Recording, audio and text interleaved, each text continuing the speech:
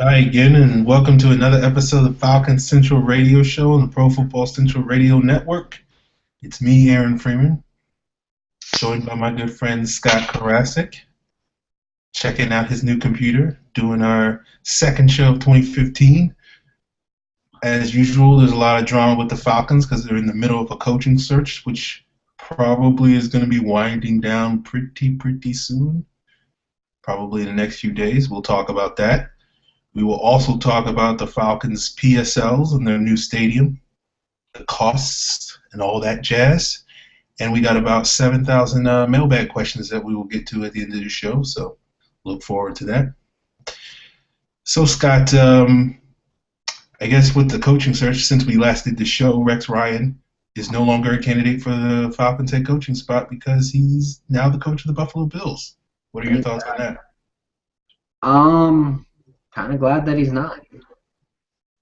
Rex Ryan needs a New York City for a New York personality, and Atlanta's not that city.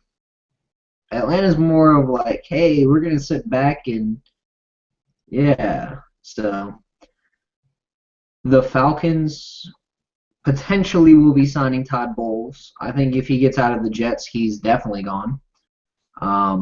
He's definitely going to be in Atlanta, I should say, if he gets out of New York. Also, I think that if Bowles gets signed by the Jets, I think Atlanta goes with Terrell Austin. I think at that point they're just like, screw it, we need a coach.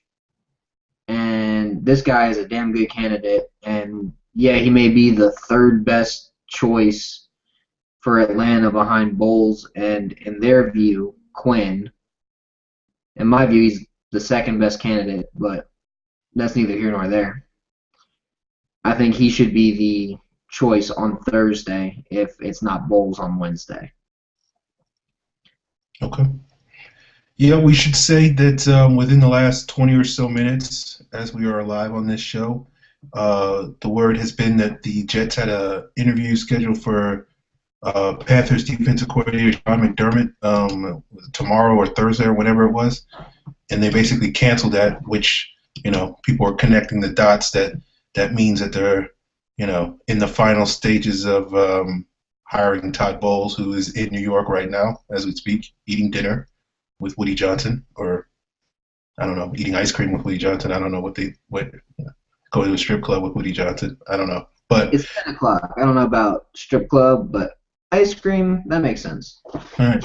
Well, I mean, New York, the city never sleeps, but for a 50-year-old guy, maybe he'll hit the strip club early. I don't know. Whatever. Anyway, but yeah, so I guess Todd Bowles, there's a possibility. Probably by the time you guys finish watching, we'll have a little bit more information on that. But we'll update you if we see anything on the wire. But I think Scott, you're right. If Terrell Austin is the guy, he's supposed to be in here Thursday. He met with the Bears today. It would seem that he's the guy. I don't really believe the Dan Quinn hype, but I guess if the Jets get Bowles and Quinn's not going to go there where he was linked there, and if for whatever reason Austin isn't the guy, then I would assume that Quinn is probably next on the list.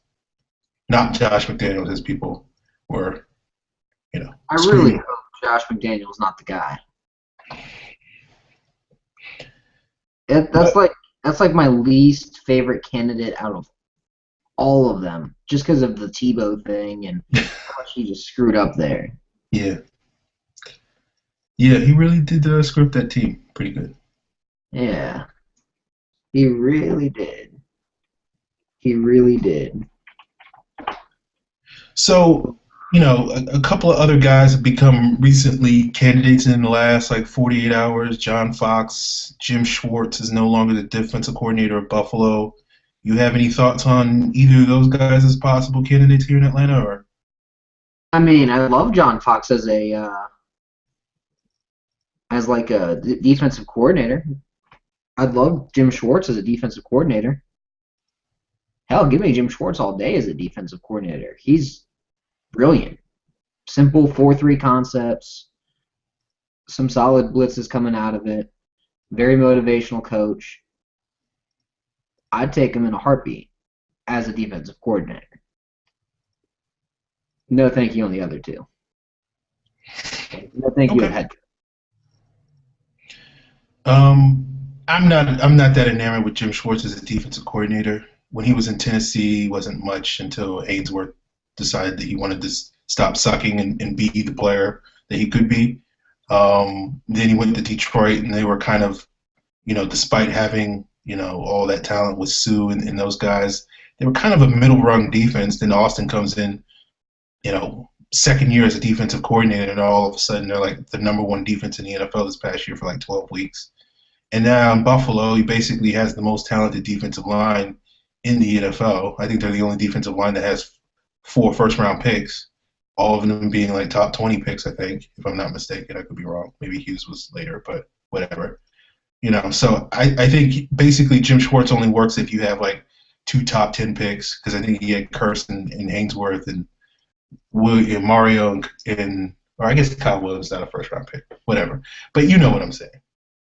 Yeah, I get what you're saying. I definitely do. I mean, if you're just gonna use first round picks on, you can pretty much get anybody, or not anybody, but you know, if you just have top 15 picks on your defensive line, then it really doesn't matter who defensive coordinator is. If you got the guys, if you got Mario Williams, at least I should say. Yeah, but Mario Williams is a beast. Yes, that's what I'm saying. Like, it doesn't really matter.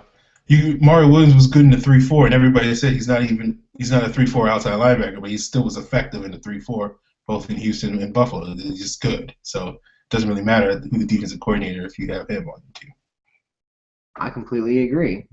Just like if you've got Ndamukong Suh, it doesn't really matter who the defensive coordinator is. Which means I think even if the Falcons don't get,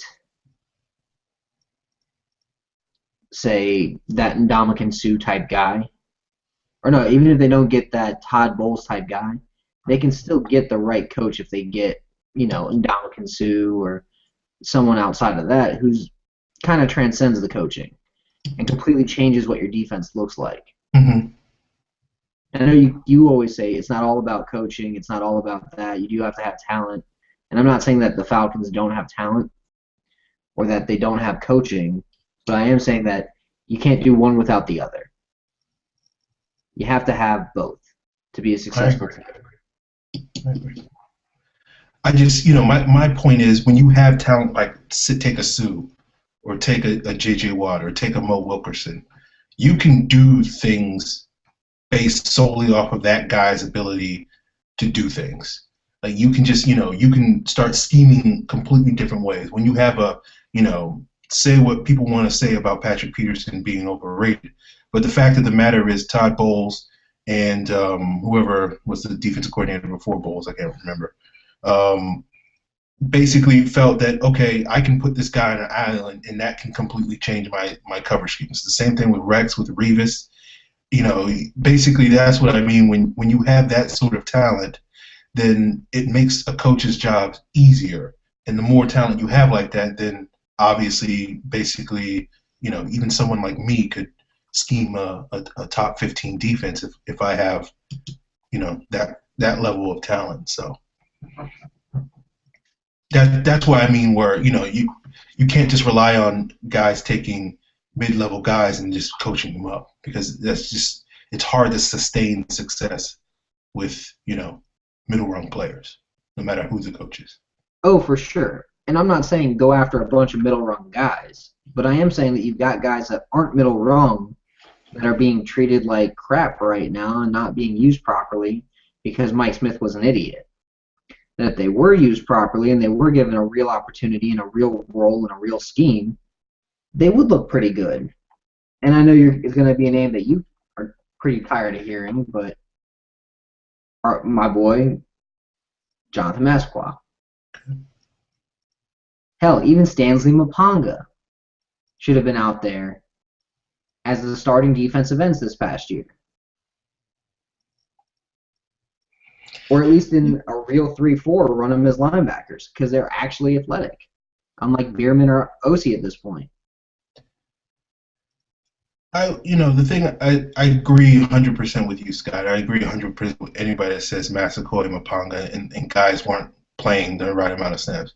I guess my issue is this has always been an issue with Mike Smith. It was a case in 2011 with Lawrence Sidbury not getting enough snaps behind Ray Edwards and Corey Bierman, despite being a much, much better pass rusher than either of those two guys. And then it didn't really matter all that much because we had a player like John Abraham. And I think you can't overlook the fact that there is no John Abraham on this defense other than Desmond Trufant. There is no player at that level. And so I think that's what I mean when I say things like this team lacks talent, because back then Mike Smith was a bad coach, not playing the right guys, but it didn't matter because he had the talent to support it. And now all of a sudden you take that talent away, and then, he becomes a bad coach again or whatever. And to be just saying, oh, well, he didn't coach the team right, and it has nothing to do with the fact that there is no John Abraham there, I think it's just overlooking. He didn't adapt to his personnel. That's the issue. But he didn't have He may not have had the premier guy, but Todd Bowles didn't have a premier guy outside of Calais Campbell out there. And True. Calais Campbell was playing hurt all year. And he adapted to his personnel, and he put guys in the right spot, and he made guys look great. Antonio Cromartie was on a prove-it contract and looked better than he ever has under Todd Bowles. Patrick Peterson looked great under Bowles. Tyrann Mathieu, he was great as the Honey Badger at LSU. He was coming off of an ACL injury. Bowles puts him in the right spots. He makes the right plays. Dion Buchanan looked like an average safety coming out of college and didn't really look that great up until about the halfway mark in the year when they found a right role for his strengths. If the coach knows what the hell he's doing, it doesn't matter if the talent isn't the absolute best. You play your talent to its strengths. Example, Kamal Ishmael. Not your favorite player, but if you played mainly intermediate robber zones or blitzed or played the run all the time, he'd be one of your favorite players because he'd probably get 5 or 6 picks, and he'd have guys behind him that would help out. That's what I'm saying. You have to have the right schemes with the right players. Or if you don't have the right players for your scheme, adapt it to include the talents that you have. That's what good coaches do. Okay. I don't think there's any denying that Ty Bowles is a superior coach, but, let's not act like, Antonio Cromartie was a top 15 pick. Patrick Peterson was, arguably the best player in his draft class. Tyrann Mathieu, is one of a great athlete. So, I mean, it's not like, Todd Bowles was working with crap or anything. But I get your point, and, there's no reason to, spend all night, going tit for tat on this. So, Scott, we're talking about the coaching. When do you think, if you can make a prediction, when do you think we'll hear the Falcons have a new coach? If Todd Bowles leaves New York tomorrow morning, he will be the Falcons head coach by close of business Wednesday. That's my prediction. Okay. If Todd Bowles doesn't leave New York, I think Terrell Austin will be the guy on Thursday. Okay. I don't think there's going to be – I think Dan Quinn's a smokescreen. I don't think the Falcons are going to wait for him. I think he's just another – I think he's a mediocre coach as far as, you don't really know. Yeah, he might have a great idea here or a great idea there. But I'm not saying he's a bad coach. I just don't think he's this amazing next in line for a head coach because I don't think he's the one calling the shots out there. So I don't think he's the guy. And Adam Schefter just tweeted, Jets are hiring Todd Bowles as their head coach. Well, there you go. There you go. So, Terrell Austin it is then. Terrell Austin it is. Because I don't want a Dan Quinn or a John Fox or any of that. Give me Terrell Austin with Adam Gase as the offensive coordinator. Okay. All right. So, my old pit, everything offseason is off to the right start, I guess. You know what's funny is if that happens and they win the Super Bowl next year, I'm gonna be like, God damn it, I have to grovel at Aaron's feet for an hour and a half. All right, man. Because obviously, if the Falcons win the Super Bowl, we're inviting everybody on. We're gonna get Gianna, we're gonna get Dave, we're gonna get all the guys at the Falcoholic on. It's gonna be a big old party. I'm gonna ship champagne to everybody's house and be like, boom, everybody raise your glass, let's go. Okay. All right, I'm looking forward to that. Because that would be amazing. So I think Tara Lawson's going to be the next head coach. Yeah.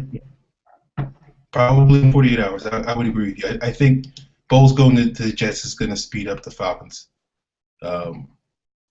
considerably. So, because I'm with you. I don't think they're going to wait for Quinn. It just doesn't seem like it. Arthur Blake doesn't want to hear people complaining about why haven't they hired a head coach? Why haven't they hired a head coach? Because look, Seattle's going to the Super Bowl. Like, I don't know how you feel about it, Scott, but I don't see Green Bay beating them. So basically, they're going to the Super Bowl. I'm with you. I mean, I think Green Bay will beat them in the regular season every year from here until the next 20 years. But I think every time they play in the playoffs, they're going to get demolished. Because I feel like in the regular season, it's always going to be that opening week, first night of the season game, or first week of the season game, and no one's going to care. No one cares that much for that game. No one cares that much. And even this year, Seattle destroyed them. It was holy crap. This team's still freaking good. So, yeah, I just can't see Arthur Blank basically saying, basically that would mean you can't hire Dan Quinn till February. That means he can't hire his coaching staff till February. Who's left available? Because basically Senior Bowl week is next week or 2 weeks from now? And Senior Bowl week is basically the week of the year where all the unemployed coaches go down to Alabama and basically hey, someone hire me because I don't have a job. And so he wouldn't even get those guys because he wouldn't be able to put his staff together in February. So it's just a huge disadvantage for Dan Quinn. Unfortunate for him. When Seattle gets eliminated from the playoffs at some point next year maybe, then he'll get a real shot at being a head coach somewhere. But it's hard to be the coordinator on the Super Bowl team and get a head gig. I mean, and there's nothing you can really do. Yeah, you're screwed by your success. Which, there's worse ways to be screwed. Because, hey, you can be the defensive coordinator and... I just read something that said Dimitrov and Pioli are screwing around and they're going to have to rehire Mike Smith. That ain't happening. But no, I mean, I get tired of seeing the fan base go, oh, Dimitrov and Pioli, they're the reason why these coaches aren't getting hired. The Falcons had their jet in friggin' Dallas on Monday night because they had Dimitrov and Pioli actually doing their job in scouting talent. Because, whether or not fans like it, they're the guys who are in charge. At least you want them at the national championship game watching the guys that could be drafted. Right? Mm-hmm.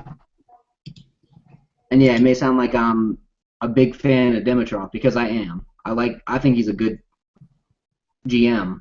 I think he works with his coaches the way that they should. He says, hey, what's your scheme? Okay, let's get the guys for your scheme. Hey, you want to build inside out? Okay, we'll go out and get defensive tackles for you. Mike Smith was just as much behind that as Dimitrov was. It's not like he didn't say, hey, I need these defensive ends, and Dimitrov said, oh, no, we don't need those. Mike Smith said, oh, no, we don't need those. We'll scheme it. We'll be fine. I don't get the aggravation there. Yeah, I've been critical of Dimitrov, but I just think because he's made mistakes, and I think when you make mistakes, then you deserve criticism. But I don't have anything personal against him. I think he could do a good job. I don't have a lot of confidence because that he'll suddenly start making good moves again, like he was doing back in 2008 and 2009 and back then. But it is what it is. I'll believe it when I see it. It certainly could happen. So I'll give him a second shot, I guess. That's my point. All right. Since the mailbag is going to be mainly coaching and personnel and all sorts of other questions, let's do this PSL thing. All right, let's talk it. The whole $10,000 to $45,000 PSL pricing for that 1% of the stadium, or sorry, it's like 6% of the stadium. It's something stupid like 1,000 to 1,500 seats are the only ones really affected by it. That $10,000 to $45,000 pricing.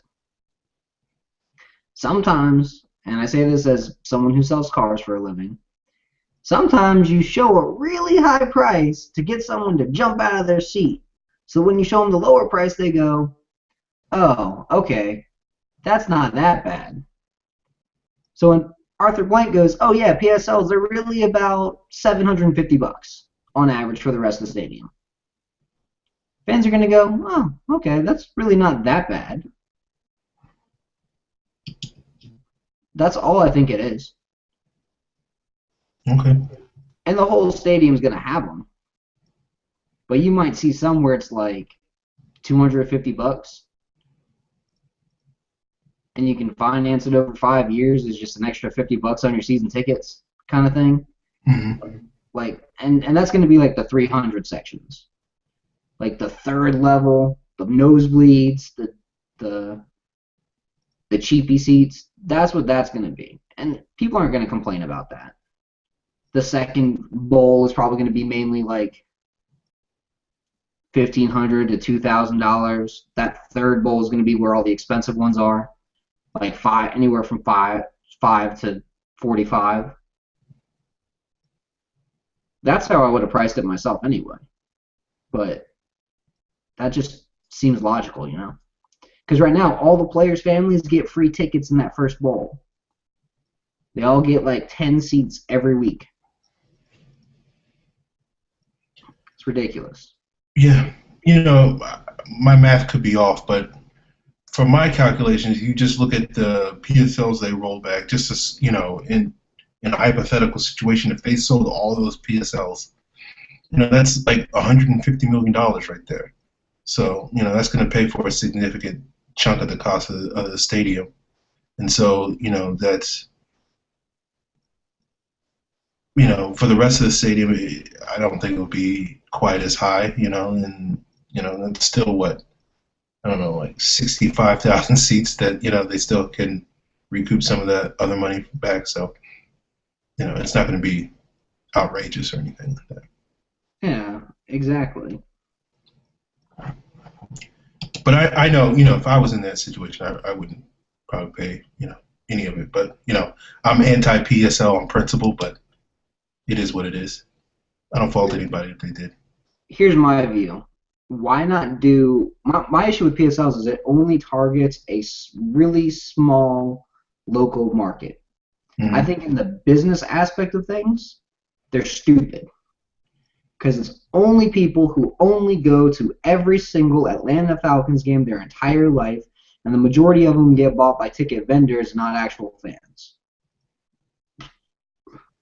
Okay. If it was up to me, I would search out as many corporate sponsors as possible.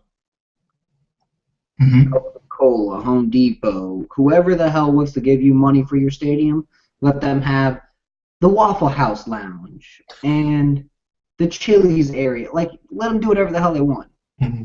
Fine by me.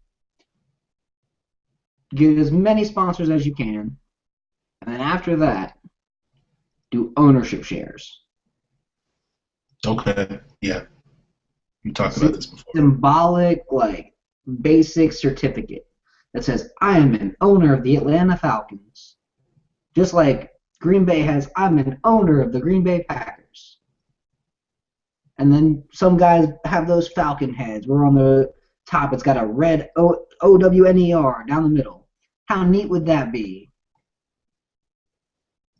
Yeah. Sell them for $1,000 a share, make 2 million shares available, and make all the shares worth like 0.001%.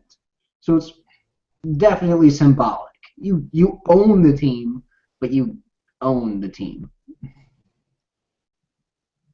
See what I'm saying? Yeah, I hear exactly what you're saying.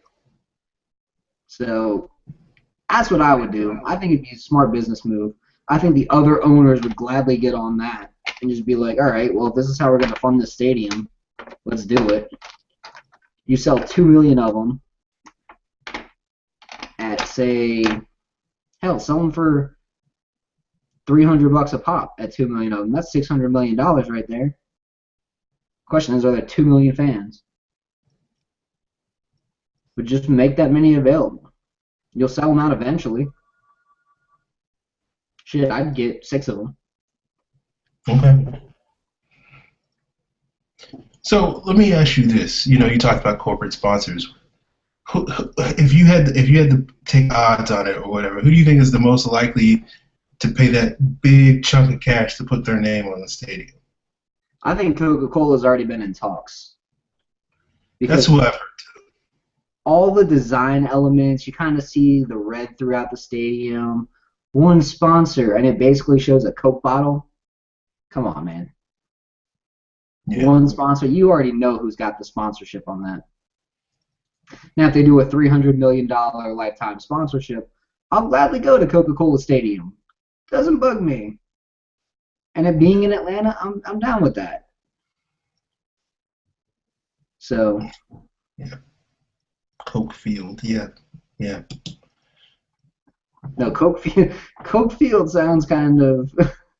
I like it though. where you go to get wired. Oh man. The 1,000-yard bar at Coke Field. Just name it The Line. Sorry. Joke reference. Pablo Escobar Lounge at Coke Field. Oh man. See, I always thought it was gonna be something goofy like Coca-Cola Stadium at Home Depot Field. Yeah. Yeah. All right. 30 minutes in, and we've got like 85 questions. We do. A lot of them are talking about coaching. We probably answered a few of them, though. Well, let's just run down. Might as well. Yep, might as well. First question. Our good friend Andrew Shawweiler, because he gets a bunch of them. If Bowles gets taken by the Jets, which he has, does it make Austin the clear-cut favorite, or will interviews take place with Quinn and Fox, or does Fox have no chance coming in, even Gase?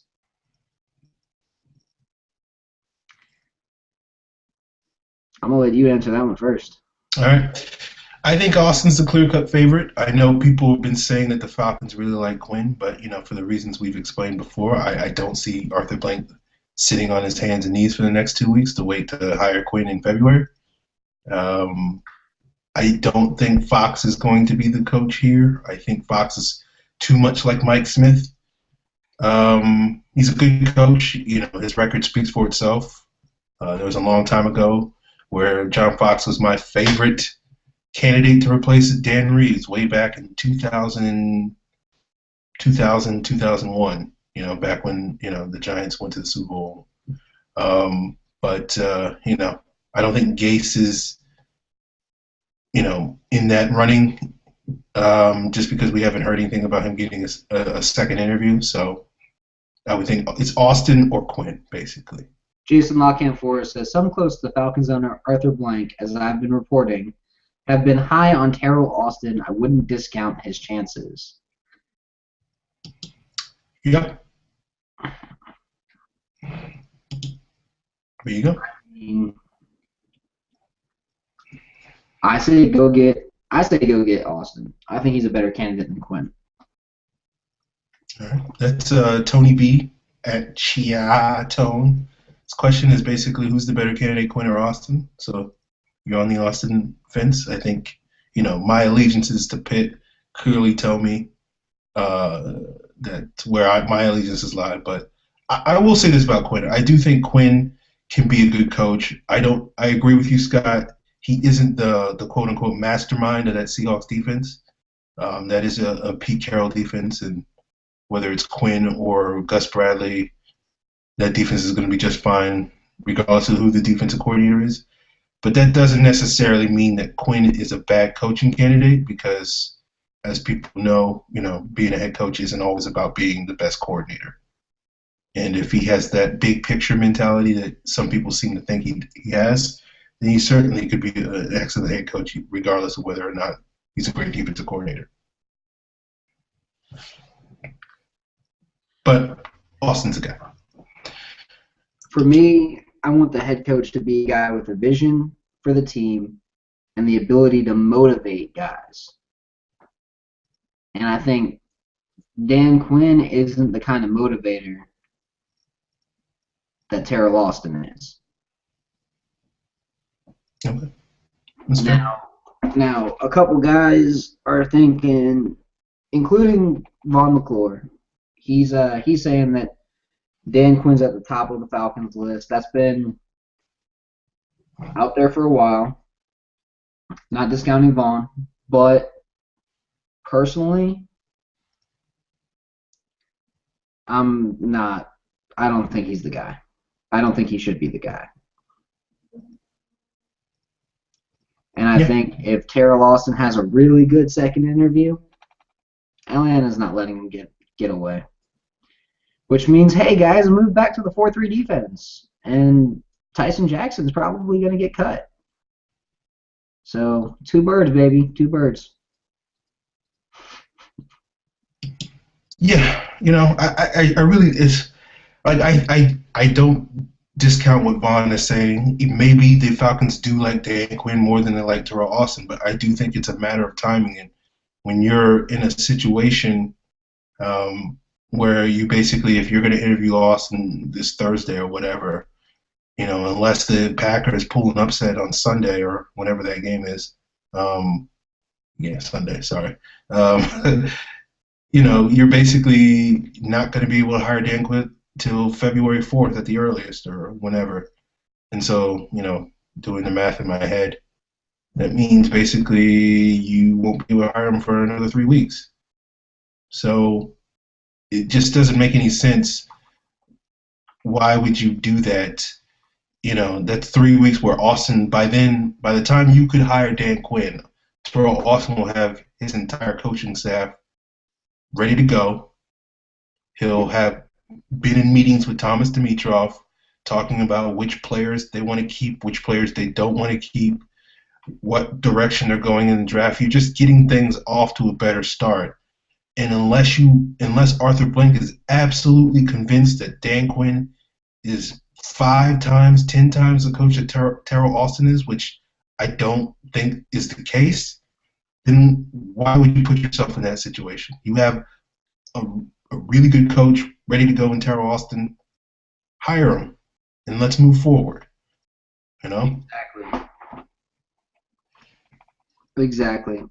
And if Adam Gase is out there pursuing career opportunities, and you can put Adam Gase with Matt Ryan, and have Terrell Austin as the head coach, basically running the defense, I'm down with that too. Yeah. All right. JD Beast asks, what makes Bowles and Austin the best candidates and better than Rex? They're not media whores. Okay. They're about the team. They may give you the same stale answers that we always got from Mike Smith, but instead of hearing it in Mike Smith's Chris Farley voice, we'll get to hear him in, a smooth tone for once instead of this weird one.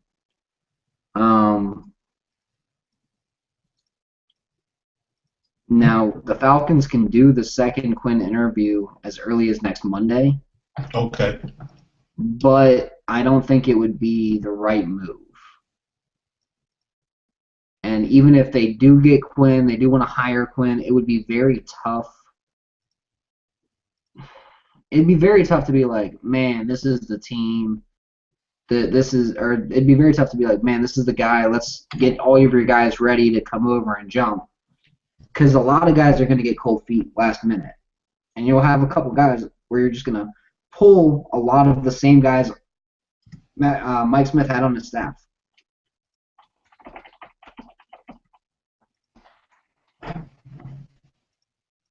Yeah. Okay.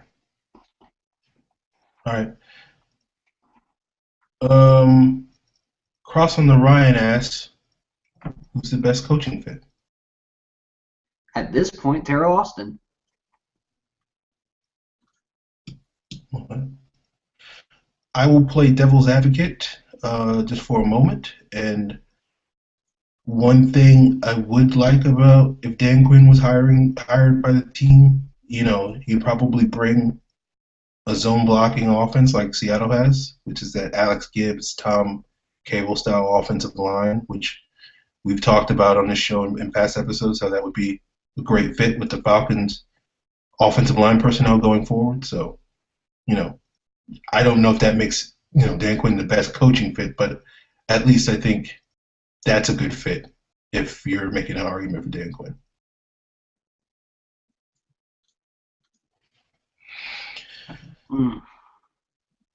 Okay. John Davis has 2 questions. First one is, when will we see the rest of the PSL packages? Whenever the team feels like announcing them.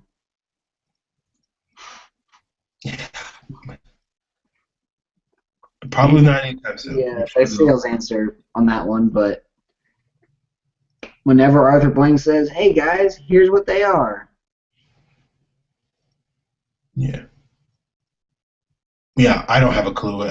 Pulling I don't know, March, April, I don't know. That's completely out of my butt. I don't know. But it'll probably come at a time when something else isn't going on. Like, hey, let's get people pissed off again. Yeah, Let's just build up so many negative feelings about the Atlanta Falcons in this area because they think we're not doing anything, that when we finally win games in 2015, they're going to go, oh my God, I was wrong. Hey, it happens. That's what the off season is for. People got to freak out, right? Like 2008 all over again. People were freaking out over Matt Ryan for 3 months. 6 months. Oh, we picked the wrong guy. Matt Ryan changed the entire fan base's view of him with one pass to Michael Jenkins, of all people. Yeah.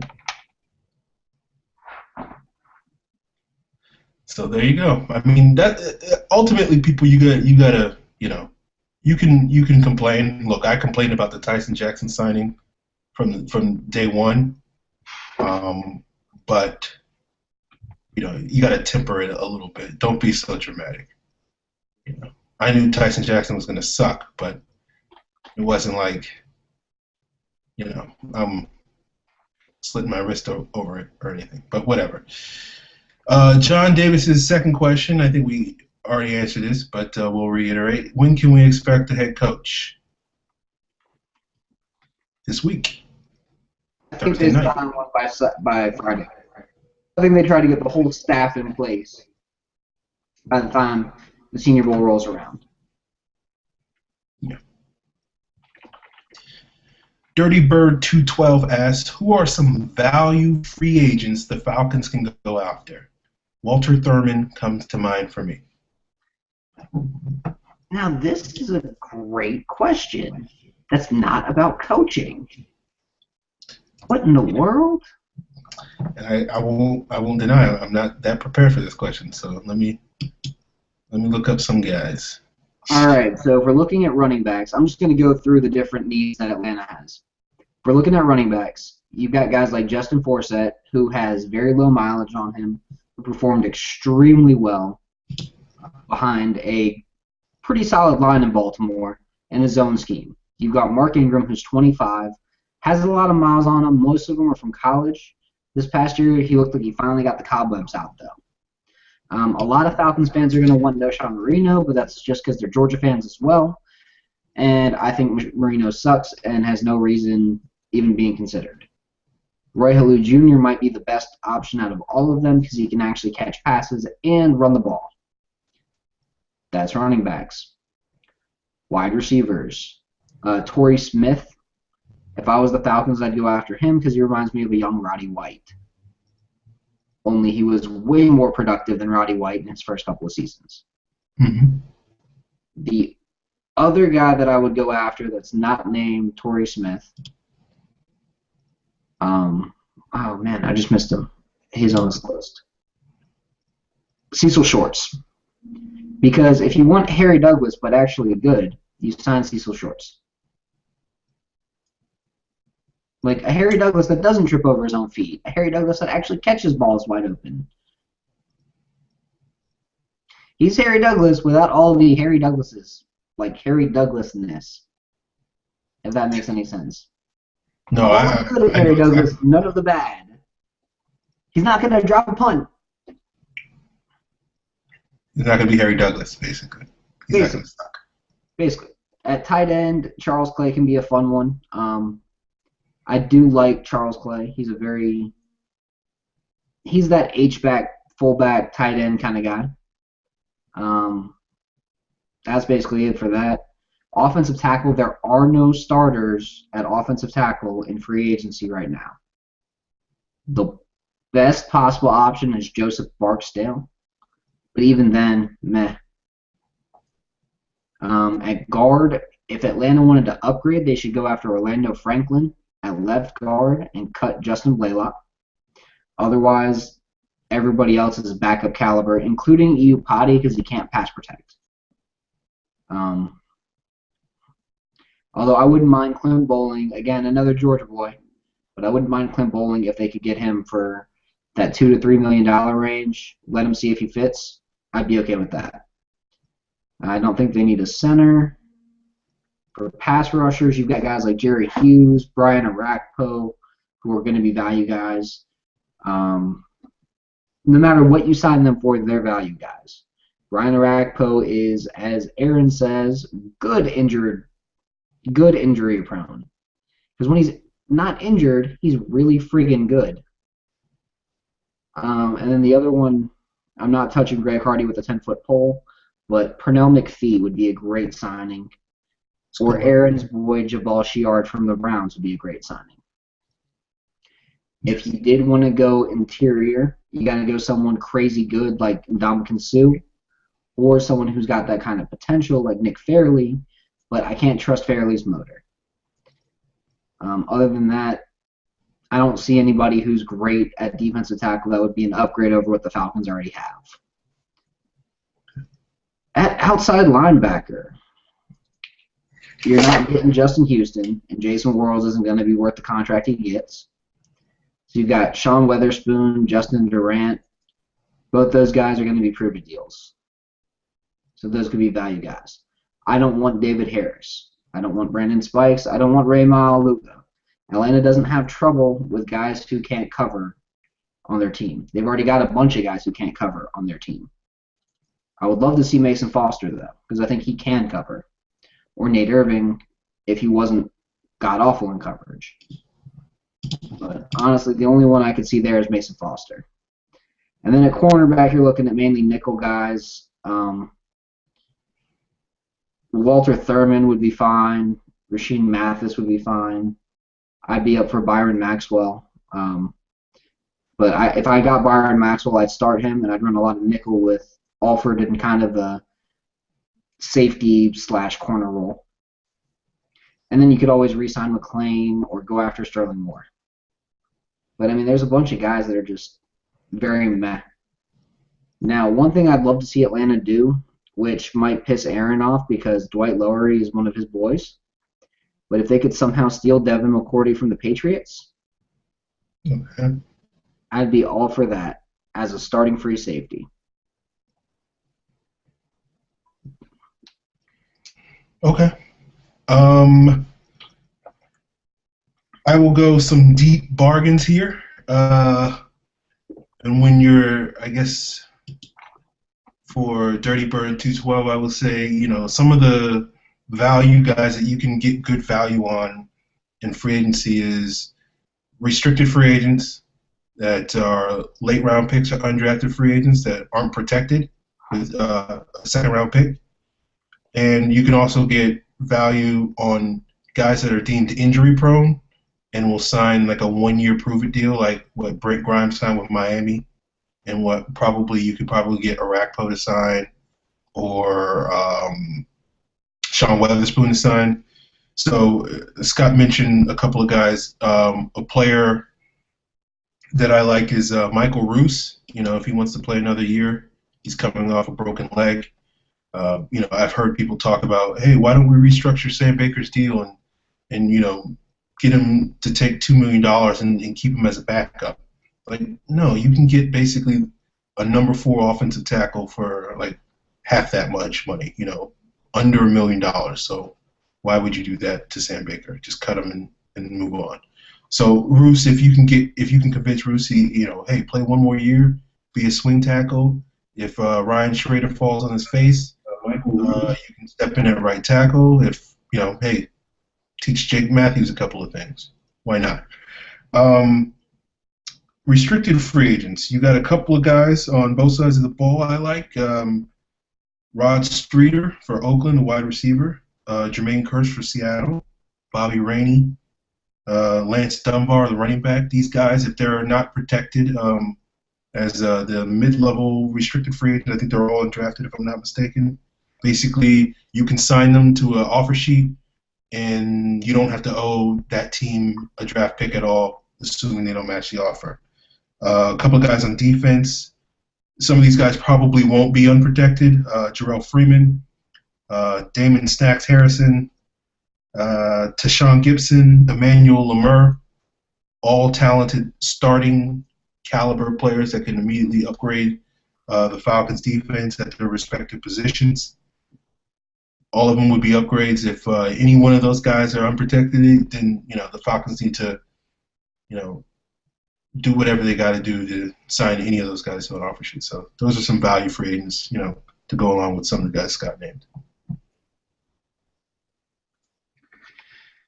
All right, next one. Let's see. Jake Alvarado asks, if the Falcons were to hire Terrell Austin, does that increase our chances of signing Sue any? Yeah. I don't see how it would hurt. I mean, Terrell Austin says, hey, I want to run a modified 3-4 with a lot of 4-3 principles in it, and you're going to be my 3 technique down in Atlanta destroying people. Sure, why not? I'd sign that contract if I was Sue. Get out of bitter-ass cold Detroit. I'd do that in a heartbeat. Yeah, I won't say that hiring Terrell Austin would make the Falcons the favorite to get Sue. I wouldn't say it would automatically mean that they would definitely go after Sue, but I certainly think it would, improve the chances of us getting Sue, at least by, 2%, probably more than that, but, I don't see why it would hurt. So, yeah. Our boy Dave Kitt asks, he's got 2 questions. Is Thomas Dimitroff putting head coach candidates off taking the Falcons job? No. Most agents I've talked to have said coaching candidates like Dimitroff because he basically says, hey, I'm going to get you whoever you want. You want pass rushers? I'll get you the best pass rushers. You want corners? I'll get you corners. You want safeties? I'll get you this. Whatever you want, whatever style guy you want, I will get you that. He did it for Mike Smith, but Mike Smith just sucks at coaching. So, yeah. I think the Falcons are going to spend a lot of resources on pass rushers this year. I agree. Dave's second question is, how will a new head coach cope if Thomas Dimitroff's drafts and free agency continues to disappoint? Well, they didn't really disappoint in 2013 or 2014. I mean, his free agency, yeah, he had I'd say he had 2 good signings and 1 bad signing in free agency. That seems pretty on par with the rest of the league. Seems pretty on par. In 2013, he had, for the price, they weren't awful signings. In Steven Jackson and OC. For the overall money, they weren't bad signings. Okay.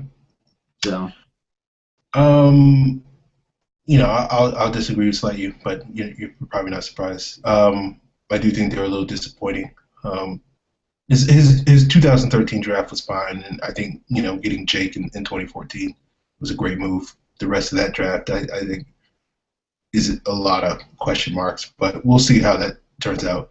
I will say this, Dave. How will the new head coach cope? He won't coach. Basically, if you're gonna have sustained success in the NFL, you have to draft well. You have to, not whiff on, free agents like Tyson Jackson and Vince Manawai and those types of guys.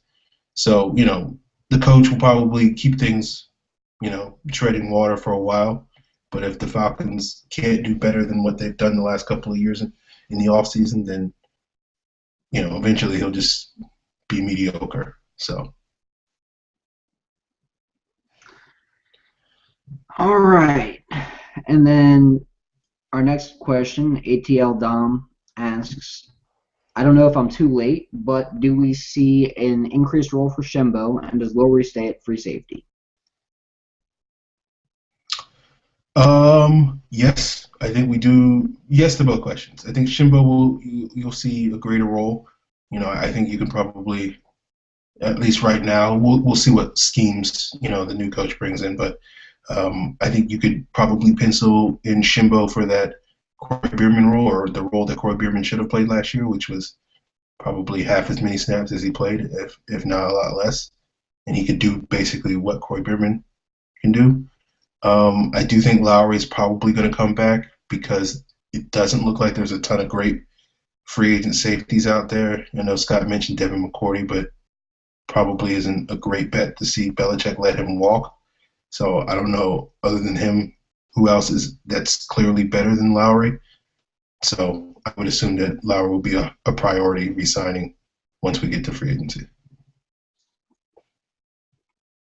Yeah, I mean, there's maybe two guys out there that you could say are better than Lowry. Maybe. One is Devin McCourty. He's definitely better. Yeah. But the other one that's maybe better is Raheem Moore. Yeah. That's fair. But he didn't look like the same guy this past year. Now, it could be because he almost lost his leg the year before, but he just didn't look like the same guy this past year. Yeah. I like Raheem Moore. I just don't think that, yeah. Yeah. If I'm looking at the safety list, and if there's a sleeper on there, it's probably Jimmy Wilson, but that's about it. Yeah. So. Okay. What do you think about Shimbo? I want to see who the coach that's hired is first before I say anything about Shimbo. Yeah, I think that's fair. I mean, that's basically it. Like, I just want to see who. I want to see who gets hired first, because if it doesn't really matter,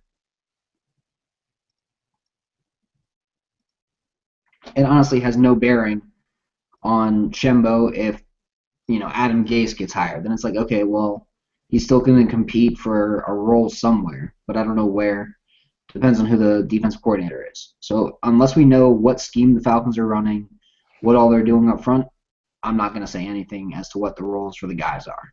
There's only a couple guys, and I know people might hate hearing this because some people seem to hate Paul Warlow. I think Paul Warlow is a starter.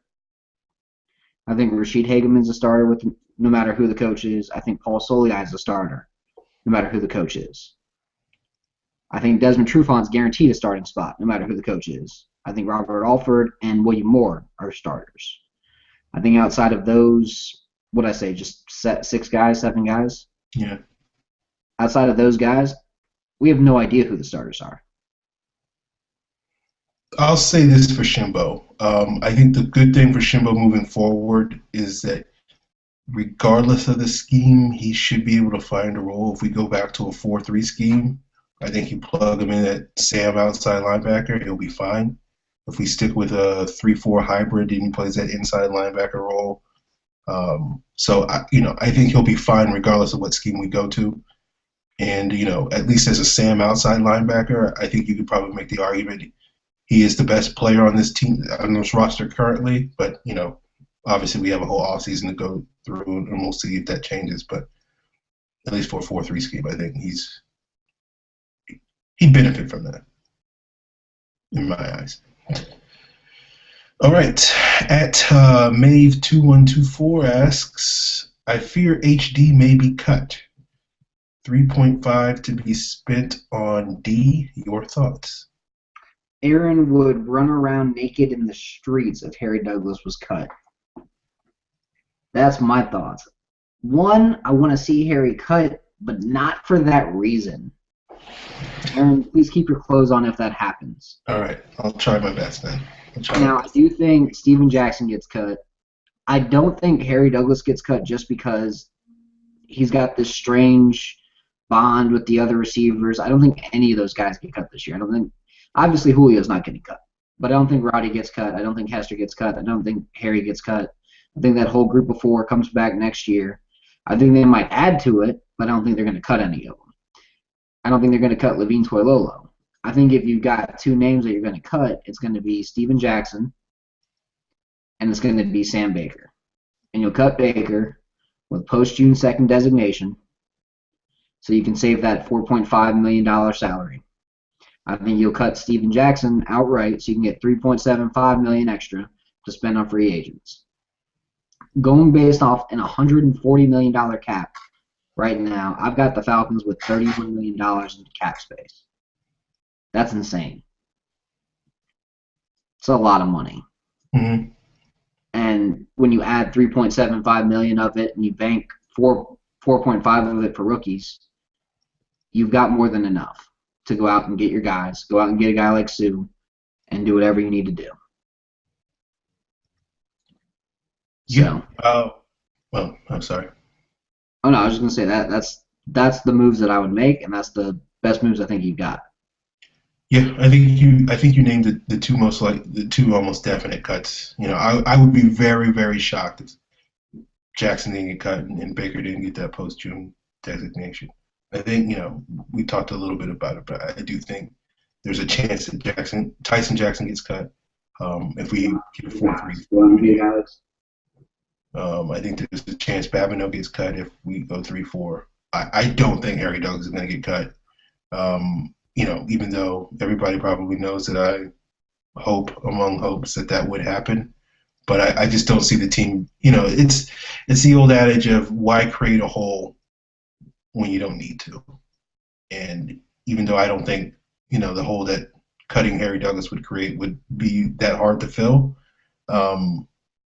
it's just probably not something that the team will do, especially given their lack of wide receiver depth behind him, with Davis being a restricted free agent and Weems being an unrestricted free agent.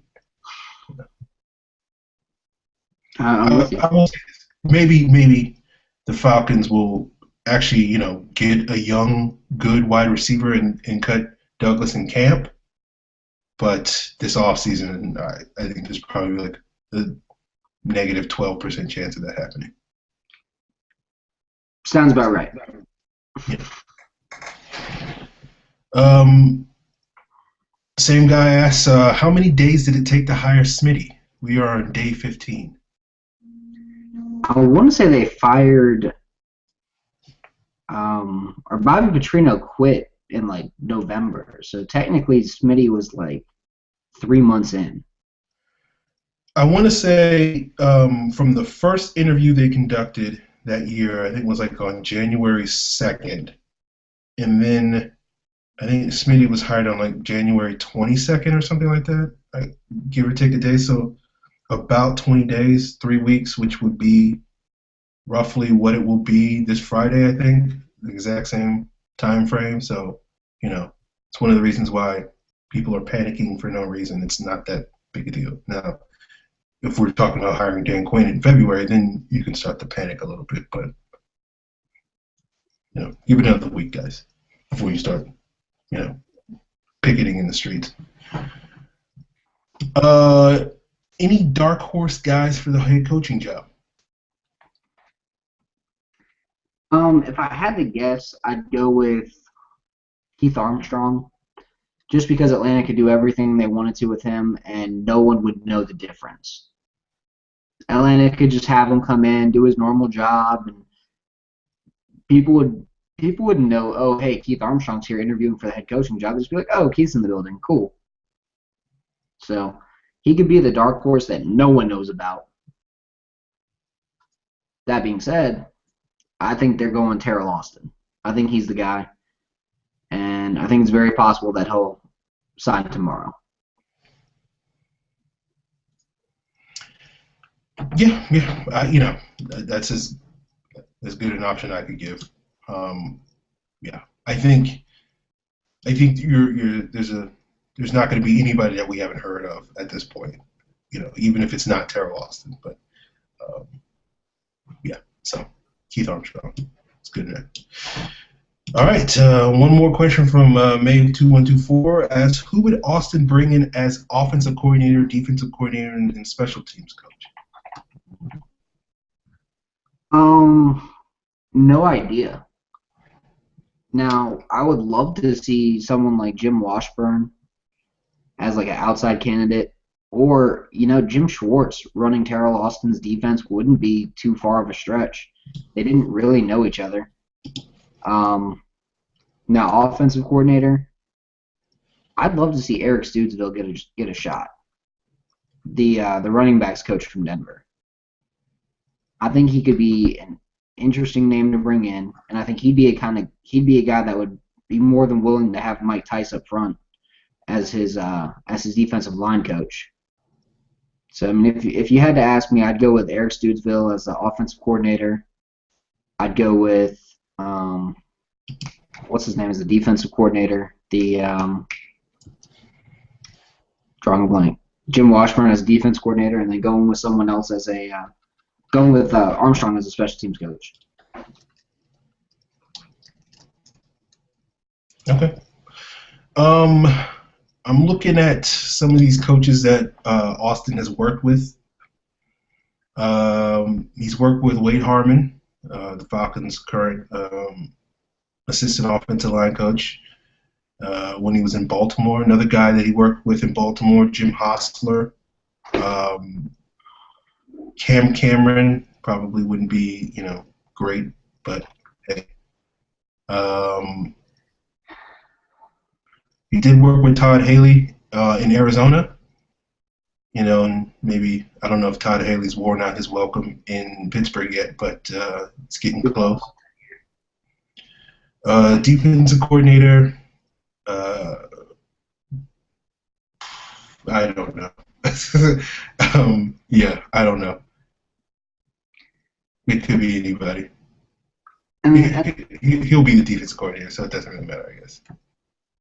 And the other thing that you can think of is he could potentially bring in a guy like Juan Castillo as his offensive coordinator, who he worked with in Baltimore. And that would be interesting because I think Juan Castillo would be more of a, hey, let's get a good running game in. Mike Tice's offensive line coach. Let's work on a passing attack and focus on protecting the quarterback. But, yeah. I don't think that – I have no idea. We have no idea who Terrell Austin would bring in as offensive coordinator, special teams defensive coordinator. We're just guessing because that's just who we think makes sense. A lot of times guys like to bring in their linebackers coaches as their defensive coordinators. Two other guys worth mentioning. Bill Sheridan, the current Lions linebacker coach, has long-time connections to Terrell Austin dating back to their days at Michigan. He was the coordinator of the Bucs under Greg Schiano, defensive coordinator there. Scott Loeffler, who is the offensive coordinator at Virginia Tech, also was with Terrell Austin back at Michigan. He's probably a dark horse, but that's just another deep dive, wild guess. I don't know. So maybe. I'd be okay with that. Even though he has never really been an offensive coordinator in the NFL, I'd be okay with that. just because I think he'd be a unique fit. I think he'd be one of those guys that would work with Matt Ryan to develop the scheme, which is what needs to happen. Yeah. So, all right, let's see where we're at. We are out of questions for the night. We're about 10 minutes over on time. Sounds like we're doing pretty well. And I've got one thing to say to Falcons fans who are kind of, how do I put this, that are bitching about this coaching hire and it taking forever. Relax. There you go. Aaron Rodgers said it best. The right guy will come along and he'll make all of your dreams come true, and he'll at least be better than what Mike Smith was. Because I hate to say it, but any one of these candidates that we're talking about is still better than Mike Smith. Yeah. Let's remind folks, the Falcons have Matt Ryan. They have Julio Jones. They have, Jake Matthews in a developing offensive line. They obviously need to get some more pieces on defense, but, they have the money and they have the draft position to get those pieces this offseason. The Falcons are going to be okay, folks. They may not be the, beating the Seahawks next year in the NFC Championship game quite yet, but they're going to be okay. Chill out, folks. It's going to be all right. Woosah. As Aaron Rodgers says, RELAX, relax. Everything will be okay. Unless it's Josh McDaniels. Then panic. Well, there you go. All right, folks. Scott's Twitter handle is Scott Karasik. Mine is @FalcFans. Hit up the show at FalconsPFC. Use the hashtag Falcons mailbag. Send in those questions. I'm sure we'll be talking about who the Falcons coach is by, assuming, next Tuesday's show, it'll be either Terrell Austin, and if it's not Terrell Austin, then I guess that means that the Falcons have made the decision to wait for Dan Quinn. So we'll be talking about that next week, and we'll start gearing up for Senior Bowl talk, Scott. Right? Is that next week or the week after? That's next week. I'll be down in Mobile. All right. So I really have no idea if we may end up skipping the show next week or doing it like Sunday night, just because. Or we'll do a special once the coach gets hired, is what we'll do. Yes, we'll figure something out. We'll let people know. Yeah, we'll definitely let people know. Just because I'll be in Mobile and I don't trust hotel Wi-Fi. So all the more reason to follow us on Twitter so you can get that update of when we're going to do the show. So that's the show. That's the show.